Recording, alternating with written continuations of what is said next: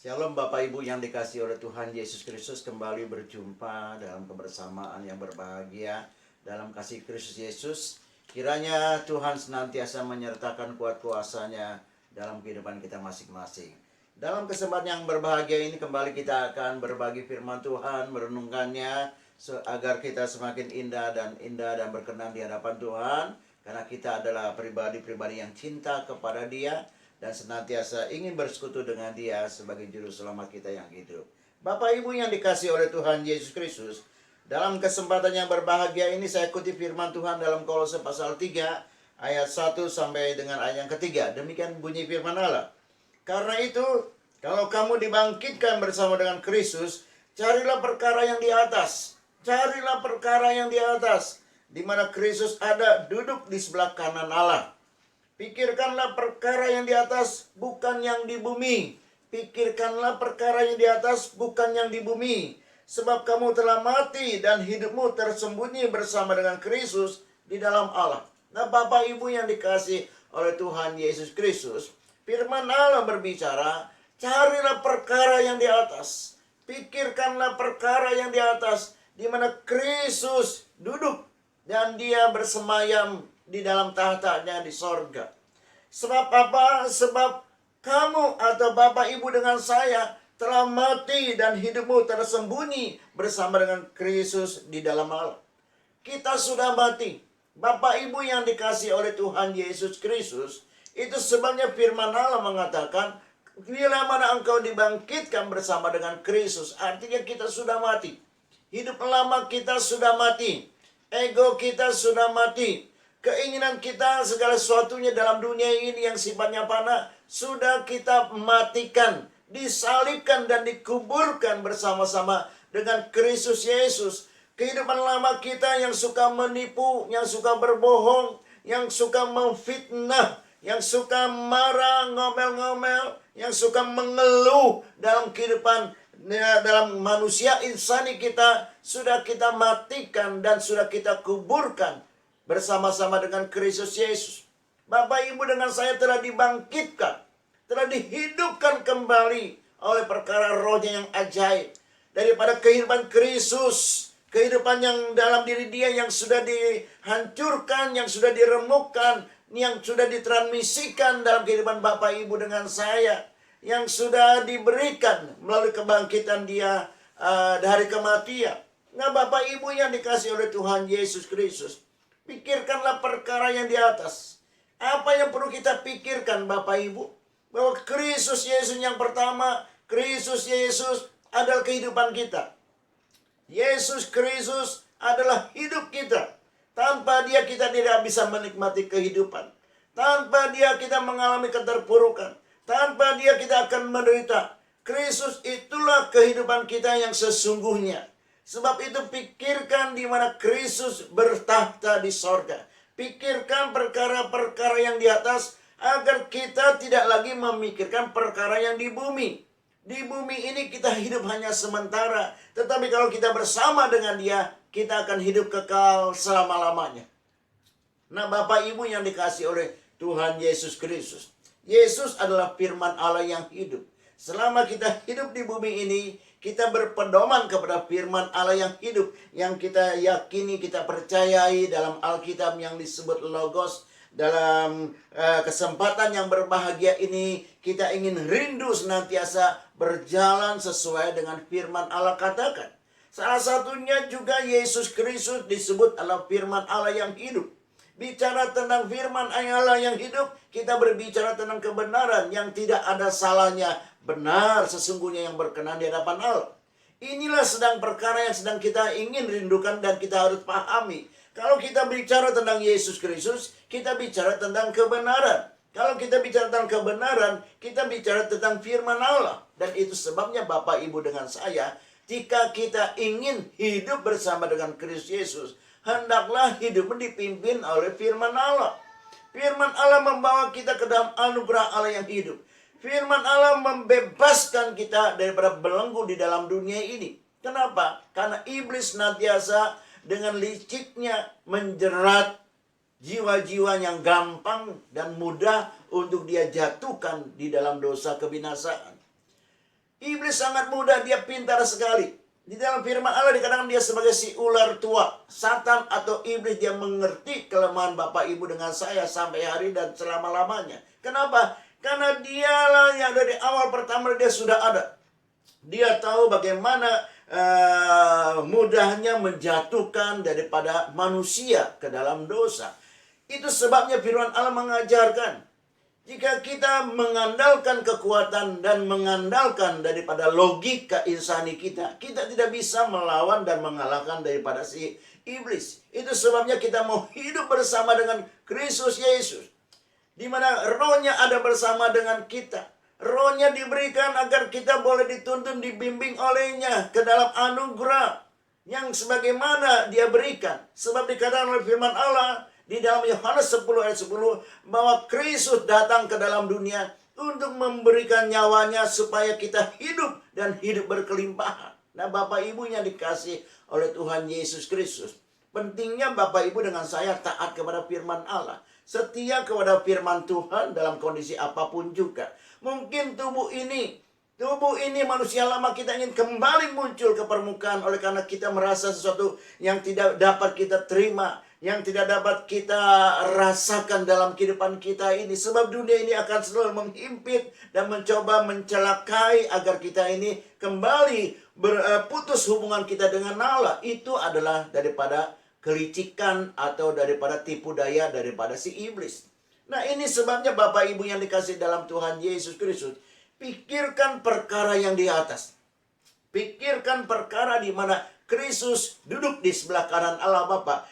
Dia yang punya wewenang, dia yang punya daripada jabatan dalam kehidupan kita ini. Alam semesta segala sesuatunya dalam genggaman kuat kuasanya. Sorga tunduk dalam kuat kuasanya. Bumi tunduk dalam kuat kuasanya, bahkan di kolong bumi pun tunduk dalam kuat kuasanya. Hanya Kristus dia adalah Allah. Dialah yang memberi kehidupan Bapak Ibu dengan saya.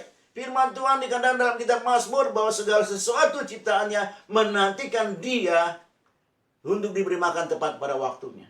Artinya Bapak Ibu dengan saya harus menyadari bahwa kita ada sampai hari ini adalah karena kasih sayang Tuhan. Kita boleh makan, minum, walaupun dengan sederhana, semuanya adalah karena kasih sayang Tuhan. Yesus tidak pernah bisa merubah daripada sifat ilahinya, yaitu Allah yang penuh kasih. Dia akan selalu peduli dalam kehidupan Bapak Ibu dengan saya. Dia selalu akan merasakan dan dia turut serta dalam kehidupan kita dalam keseharian. Sebab rohnya ada dalam diri kita. Tidak ada yang tersembunyi di hadapan Allah. Semuanya terbuka di hadapan Tuhan. Itu sebabnya Bapak Ibu yang dikasihi oleh Tuhan, betapa pentingnya kita menjaga kekudusan kita di hadapan Allah. Sebab kekudusan itu penting. Sebab Allah kita kudus. Dalam firman Allah dalam surah Petrus dikatakan, kuduslah kamu sebab aku kudus. Kenapa? Karena dosa akan memisahkan dan akan menghalangi hubungan kita dengan Dia. Dosa akan mengakibatkan kita kehilangan hak kita sebagai warga kerajaan sorga. Dosa akan mengakibatkan kita mengalami penderitaan dalam hukuman Allah sebagaimana keadilan yang ada pada Dia. Nah, itu sebabnya Bapak Ibu yang dikasihi oleh Tuhan Yesus, matikanlah hidupmu. Matikanlah manusia lamamu.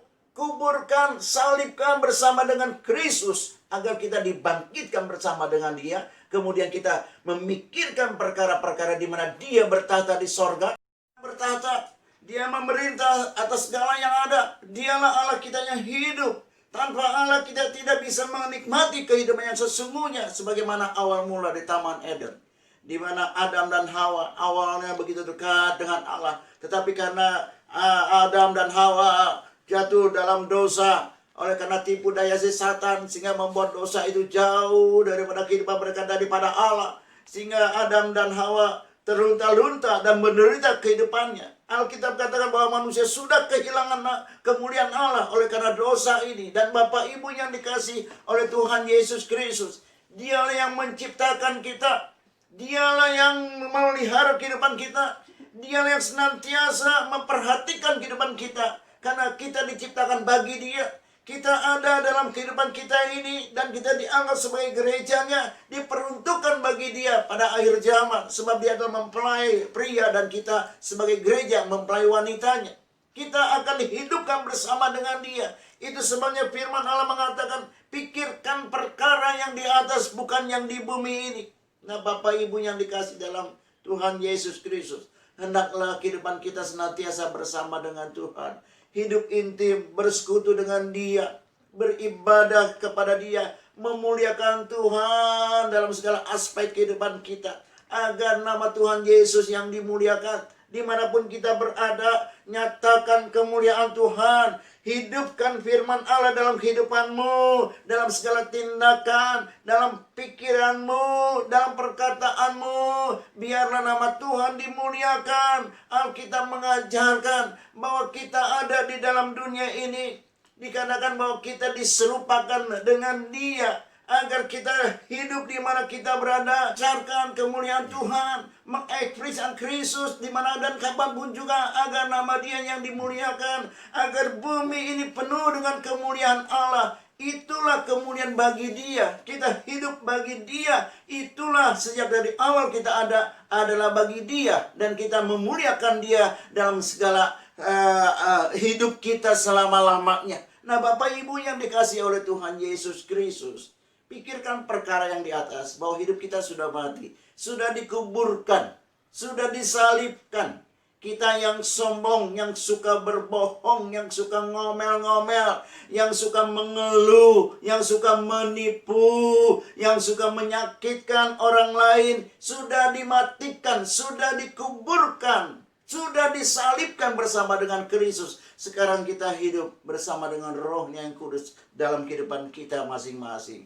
Kita mau nyatakan kemuliaan Tuhan. Kita hidup sesuai dengan firman Allah. Itu sebabnya Alkitab katakan, akan tiba saatnya orang-orang menyembah kepada Allah dalam roh dan kebenaran. Dan roh itu sudah ada dalam diri kita. Dan firman Tuhan sebagaimana logos yang kita anggap adalah sebagaimana firman yang diwahyukan. Ada kebenaran bagi kita dan bagi Tuhan tentunya. Dan kita benar-benar sudah dalam jalan yang benar. Sudah benar-benar kita berdiri di dalam kehendak Dia dan tinggal. Dan kita akan terus bertindak sedemikian rupa. Hidup di dalam roh dan beri atas kebenaran firman Allah. Maka niscaya Bapak Ibu dengan saya tidak akan pernah kehilangan kehidupan yang daripada Dia. Engkau akan dipeliharanya. Engkau akan senantiasa dilindunginya dan dijagainya dalam segala langkah kehidupan kita. Tuhan akan menjauhkan daripada kehidupan hal-hal yang sangat membuat kita sakit atau menderita. Dia akan datang, akan menyembuhkan. Dia akan datang untuk menolong. Tidak ada perkara yang mustahil bagi Allah. Segala sesuatunya adalah di dalam tangan kuat kuasa Dia.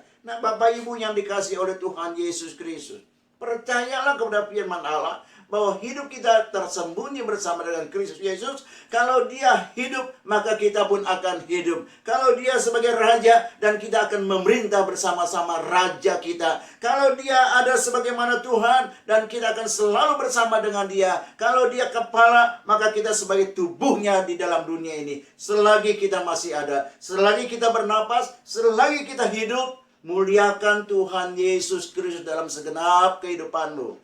Dalam rumah tanggamu, dalam usaha pekerjaanmu, dalam pelayananmu, dan dalam kegiatan apapun, mungkin di ladang ataupun mungkin di kebun sekalipun. Muliakanlah Tuhan dengan tutur kata, dengan tingkah lakumu. Jadilah manusia yang baru di hadapan Allah dan hidup senantiasa sesuai dengan firman Allah. Roh Kudus akan memampukan.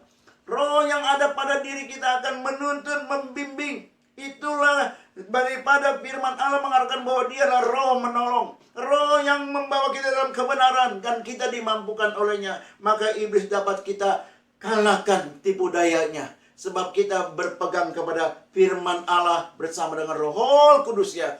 Roh Allah ada dalam diri kita. Maka iblis tidak akan bisa mengganggu kehidupan. Tidak berani menjamah kita. Roh yang ada pada diri kita lebih besar daripada roh yang ada di dalam dunia ini. Nah, Bapak Ibu yang dikasihi oleh Tuhan Yesus Kristus, carilah perkara yang di atas. Pikirkanlah perkara yang di atas. Engkau kehidupanmu dalam penderitaan ataupun engkau merasakan kesusahan, pikirkanlah bahwa Yesus sumber kehidupan. Berharaplah kepada Yesus. Muliakan Dia. Dan hadirkan Dia dalam kehidupanmu. Hadirkan Dia. Maka Dia akan bertindak. Dia tidak bisa mengubah daripada keberadaan dirinya sebagai Allah. Allah El Shaddai, Allah yang menyediakan segala sesuatu, kebutuhan dan juga apa yang kita perlukan dalam kehidupan kita. Karena Dia adalah Allah El Shaddai. Nah, Bapak Ibu yang dikasihi oleh Tuhan Yesus, hendaklah hidup kita senantiasa mencerminkan kemuliaan Tuhan, dan senantiasa kita hidup benar di hadapan Allah, intim bersekutu dengan Tuhan, muliakan Tuhan dalam segala aspek kehidupan kita. Bawa dan ajak keluargamu, bawa daripada orang-orang lain untuk mengenal kepada Kristus Yesus. Karena manusia tanpa Yesus Kristus, manusia akan mengalami daripada penderitaan yang tidak akan ada habis-habisnya sampai dalam kebinasaan. Nah, Bapak Ibu yang dikasihi oleh Tuhan, pada hari yang bahagia ini, biarlah senantiasa kita memuliakan Tuhan dan senantiasa kita hidup bersama dengan Dia. Pikirkanlah perkara yang di atas. Tidak ada yang mustahil bagi Tuhan. Dia akan nyatakan kuat kuasanya karena Dia adalah Allah kita dalam Yesus Kristus. Biarlah engkau diberkati dalam kehidupanmu. Engkau diberi sukacita, damai, pertolongan, penghiburan yang daripada Kristus akan menyertai kehidupan kita hari ini, esok, dan hari yang akan datang. Selama-lamanya Dialah Allah kita. Dia tidak pernah berubah. Dialah Kristus Yesus. Dialah daripada yang memegang kendali segala yang ada. Dialah Raja. Dialah kepala atas segala sesuatu. Segala kuasa dalam genggaman kuat kuasa Dia. Tuhan memberkati kita sekalian. Haleluya, haleluya, haleluya. Amin.